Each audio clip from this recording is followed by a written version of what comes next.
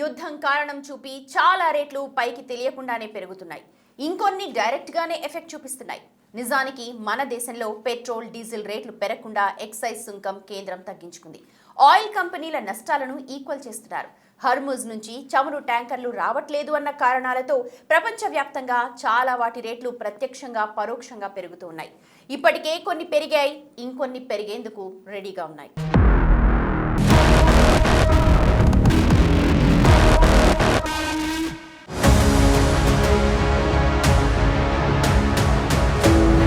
Commercial gas, jet fuel, premium petrol, bulk diesel, cooking oil, cement, packaging materials, glass industry.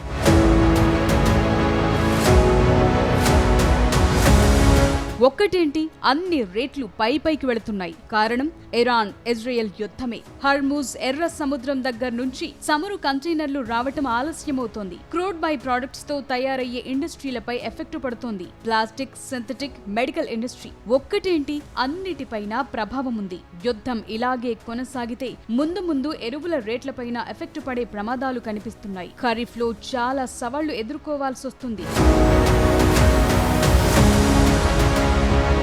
యుద్ధం కారణంగా ముడి చమురు ధరలు పెరుగుతున్నాయి. చమురు దిగుమతులపైన వార్ ఎఫెక్ట్ ఉంది. రూపాయి వాల్యూ తగ్గుతోంది, దిగుమతి బిల్లు పెరుగుతోంది. ఇది చాలదా అదును చూసి రేట్లు పెంచటానికి? ఈ యుద్ధం ఎప్పుడు ముగుస్తుందో ఎవరూ చెప్పలేని పరిస్థితి. ట్రంప్ కూడా పూటకో మాట మాట్లాడుతుండటంతో సమస్య పెరుగుతోంది.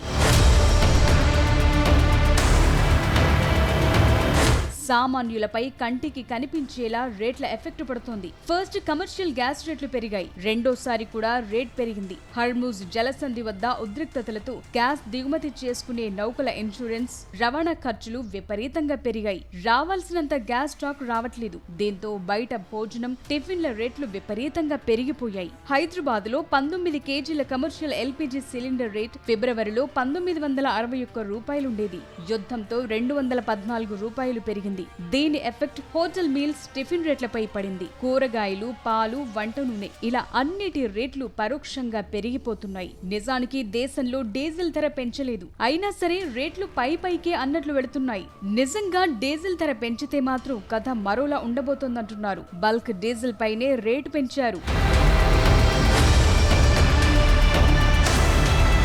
పెట్రోల్, డీజిల్ రేట్ పెరగకపోయినా మెయింటెనెన్స్, స్పేర్ పార్ట్స్ ధరలు పెరగటంతో ప్రైవేట్ వాహనాల ప్రయాణం పైన ఎఫెక్ట్ ఉంది. ఇక గృహ అవసరాల్లో వాడే ప్లాస్టిక్ వస్తువుల రేట్లు పెరిగాయి. డిటర్జెంట్లు, సోపుల తయారీలో వాడే పెట్రోకెమికల్స్ రేట్లు పెరగటంతో వీటి ధరలపైన ప్రభావం ఉంది. అటు బకెట్లు, కంటైనర్లు, ప్యాకేజింగ్ వస్తువుల ధరలు ముడి చమురు ప్రభావంతో పెరిగాయి. ప్లాస్టిక్ తయారీకి ప్రధానమైన నాఫ్తా ధరలు అంతర్జాతీయంగా పెరగటంతో ప్లాస్టిక్ ముడి పదార్థాల ధరలు 15 నుంచి 20% పెరిగాయి. పాలీఇథిలిన్, పాలీప్రొఫైలిన్, ప్యాకేజింగ్, కవర్లు, పైప్ల తయారీలో వాడతారు. పీవీసీ, పాలీవినైల్ క్లోరైడ్ కన్స్ట్రక్షన్ రంగంలో వాడే పైపులు, వైర్ల ధరలపైన ప్రభావం పడింది. అటు నైలాన్, పాలిస్టిక్, అక్రిలిక్ వస్త్ర పరిశ్రమలో కీలకం. ఈ సింథటిక్ దారాల ధరలు కూడా పెట్రోలియం ధరలతో ముడిపడి ఉన్నాయి. ముడి చమురు బై ప్రొడక్ట్స్ నుంచి ఇవి తయారవుతాయి. సో ఇప్పుడు వీటి ధరలు పెరగటంతో వీటి తయారీ వ్యయం పెరిగింది. ఎఫెక్ట్ వస్త్ర పరిశ్రమ పైన కనిపిస్తోంది.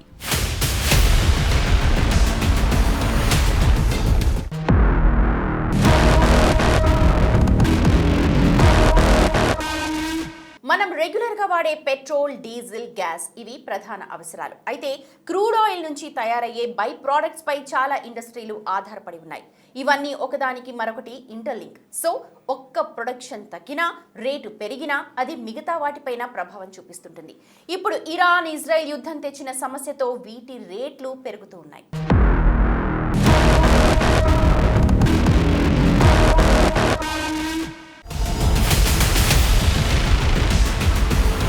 ప్రపంచమంతా పెట్రోలియం ప్రాడక్టుల చుట్టే తిరుగుతోందా అన్నది యుద్ధాలు, సంక్షోభాలు వచ్చినప్పుడే తెలుస్తుంది. నాన్ ఎసెన్షియల్ ప్రాడక్టుల సంగతి పక్కన పెడితే అత్యవసరాల తయారీ చాలా కీలకం. ముఖ్యంగా వ్యవసాయ ప్రధానమైన మనలాంటి దేశాల్లో మాత్రం ఎఫెక్ట్ గట్టిగానే ఉంటుంది. భారత్ తన యూరియా అవసరాల్లో సుమారు 25 నుంచి 30% దిగుమతులపైనే ఆధారపడుతుంది. యూరియా తయారీకి ప్రధాన ముడి పదార్థం సహజవాయువే. యుద్ధంతో వీటి రేట్లు పెరిగాయి. అంతర్జాతీయంగా గ్యాస్ ధరలు పెరగటంతో దిగుమతి చేసుకునే ఎరువుల ధరలు కూడా భారంగా మారే ప్రమాదముంది.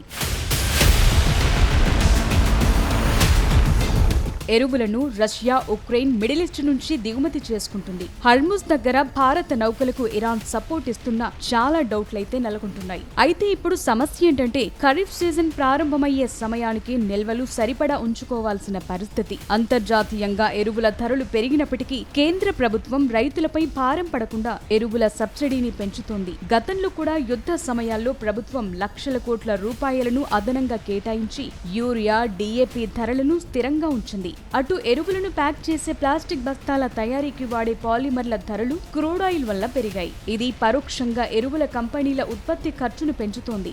యూరియా విషయంలో కొంత ధీమా ఉన్నా DAP, పొటాష్ విషయంలో మాత్రం అంతర్జాతీయ పరిస్థితులపై ఆధారపడాల్సి ఉంటుందంటున్నారు.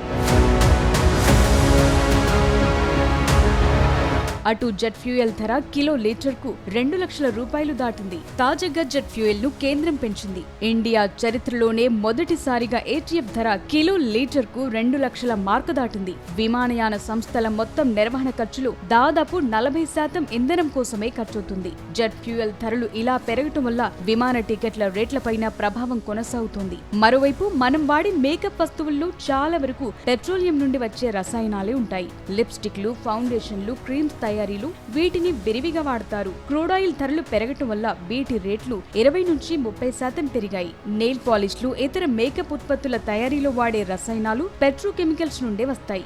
మేకప్ కిట్స్, లిప్స్టిక్ ట్యూబ్స్ అన్ని ప్లాస్టిక్ తో తయారవుతాయి. ప్లాస్టిక్ తయారీకి వాడే పాలిమర్లు క్రూడ్ ఆయిల్ బై ప్రొడక్ట్స్. యుద్ధం వల్ల వీటి ధరలు పెరగటమే కాకుండా ప్యాకేజింగ్ మెటీరియల్ కొరత ఏర్పడింది. దీనివల్ల కొత్త స్టాక్ మార్కెట్లోకి రావటం ఆలస్యమవుతుంది. మేకప్ వస్తువులకు వాడే సింథటిక్ కలర్స్ తయారీలో కూడా పెట్రోలియం కెమికల్స్ వాడతారు.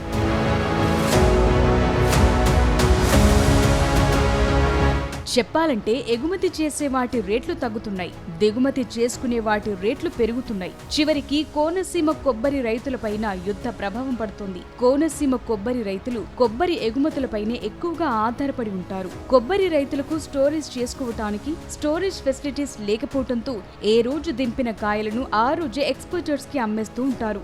ఇరాన్, ఇజ్రాయెల్ మధ్య యుద్ధంతో సరుకు ఎగుమతి కావటం లేదని సుమారు 1000 కాయలకి 10,000 నష్టపోతున్నామని రైతులంటున్నారు. 2 నెలల క్రితం వరకు 1000 కొబ్బరికాయ రేట్ 25,000 ఉంటే ఇప్పుడు 15,000 రూపాయలకు పడిపోయిందని, ఎగుమతి లేక ఇలా జరుగుతోందంటున్నారు. యుద్ధ ప్రభావం చివరికి ఇలా కూడా సమస్యలు క్రియేట్ చేస్తోంది.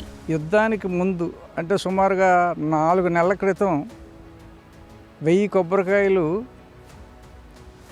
25,000కి కూడా కొన్నారండి.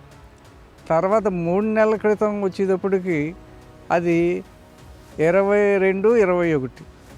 2 నెలల క్రితం వచ్చేటప్పటికి 19, 18. ఈ యుద్ధం స్టార్ట్ అయిన తర్వాత ఈ ఓడలు అయ్యి ఆగిపోవటం వల్లను తర్వాత ఇప్పుడు 15,000కి పడిపోయిందండి. అంటే సుమారుగా రైతుకు రావాల్సింది ప్రతి 1000 కాయకి 25,000ది 15,000 వస్తుంటే 1000 కాయకి 10,000 నష్టపోయే పరిస్థితి ఉన్నదండి. అటు మెడికల్ ఇండస్ట్రీ పైన సమస్యలు పెరుగుతున్నాయి. సిరంజ్లు, IV బ్యాగ్లు, క్యాథెటర్లు, సర్జికల్ తయారీకి ఉపయోగించే పాలిప్రోపిలిన్, హై డెన్సిటీ పాలిఎథిలిన్ ధరలు కిలోకు 55కు పైగా పెరిగాయి. యుద్ధం కారణంగా రవాణా మార్గాలు మార్చాల్సి వస్తుంది. దిగుమతులు లేటవుతున్నాయి. సరుకు రవాణా ఛార్జీలు రెట్టింపవుతున్నాయి. వైద్య పరికరాల తయారీదారులకు ప్లాస్టిక్ ఖర్చులు 50%, ప్యాకేజింగ్ ఖర్చులు 20% పైగా పెరిగాయంటున్నారు. యుద్ధం ఇలాగే కొనసాగితే కథ చాలా దూరం వెళుతుందంటున్నారు. సప్లై చైన్ పై ఎఫెక్ట్ పడుతోంది.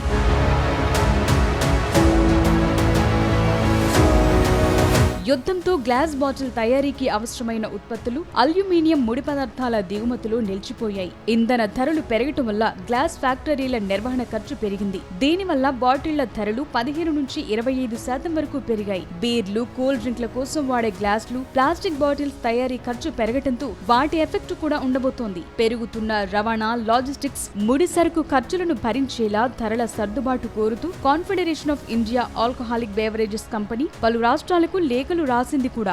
యుద్ధం వల్ల ఎర్ర సముద్రం మీదుగా వచ్చే ఓడలు దారి మళ్లించాల్సి వస్తుంది. దీనివల్ల గ్లాస్ తయారీకి కావాల్సిన యంత్ర పరికరాలు, ముడి సరుకు రావటం ఆలస్యమవుతుంది. దిగుమతులు తగ్గటంతో దేశీయ గ్లాస్ తయారీ పరిశ్రమపై ఒత్తిడి పెరిగింది. ఆర్డర్లు పెండింగ్ లో ఉండటం వల్ల బ్రూవరీస్ కు సకాలంలో బాటిళ్లు అందటం లేదు. గాజు సీసా తయారు చేసే పరిశ్రమలు రేట్లు పెంచేశాయంటున్నారు. వీటికి తోడు లేబుల్స్, టేప్ వంటి ఇతర ప్యాకేజింగ్ సామాగ్రి ధరలు కూడా పెరిగాయంటున్నాయి కంపెనీలు. గ్లాస్ తయారీ ఇండస్ట్రీకి గ్యాస్ ఖచ్చితంగా అవసరం. ప్రస్తుతం గ్యాస్ సమస్యలతో గ్లాస్ ఇండస్ట్రీ పరిశ్రమల్లో కొన్ని మూతబడగా, కొన్ని పాక్షికంగా పనిచేస్తూ నెట్టుకొస్తున్నాయి. సో ఒక్క యుద్ధం చాలా సమస్యలను పెంచేసింది. చాలా వస్తువుల రేట్లు పెరిగేందుకు రెడీగా ఉన్నాయి. చాలా దేశాల్లో పెట్రోల్, డీజిల్ రేట్లు పెరిగాయి. అమెరికాలోనూ గ్యాసోలిన్ ధరలు భారీగా పెరిగాయి. థాయిలాండ్ కూడా డీజిల్ రేట్ పెంచేసింది. ట్రంప్ స్పీచ్ తరువాత ఈ వారంలో డీజిల్ రేట్లు పెరగటం ఇది రెండోసారి. మన దేశంలో పెట్రోల్, డీజిల్ రేట్లు పెరిగితే కథ మరోలా ఉండబోతోంది. వీటికి లింక్ అయ్యే ప్రతి వస్తువు రేటు పెరిగే ప్రమాదం ఉండడంతో కేంద్రం రేట్లను కంట్రోల్ చేస్తోంది.